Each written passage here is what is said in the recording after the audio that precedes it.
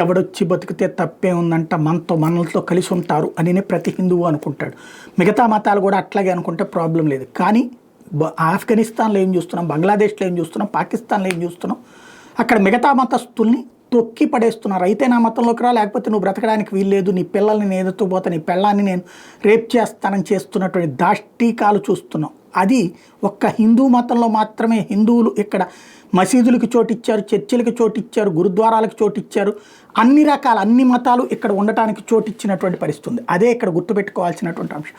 ఇదంతా ఎందుకు చెప్పాల్సి వస్తుందంటే, హిందువులు బలహీనపడితే ఏమవుతుందో కేరళలో చూస్తున్నారు, బెంగాల్లో చూస్తున్నారు. తాజాగా మేఘాలయ అంటే ఈశాన్య రాష్ట్రాలు ఆల్రెడీ చూస్తున్నారు. మేఘాలయలో రామకృష్ణ మిషన్ స్కూల్ మీద దాడి చేశారు. అక్కడ ఉన్న క్రైస్తవ సామాజిక వర్గానికి సంబంధించిన వాడు 250 మందిని ఒకేసారి చిన్నారుల మీద దాడులు చేశారు.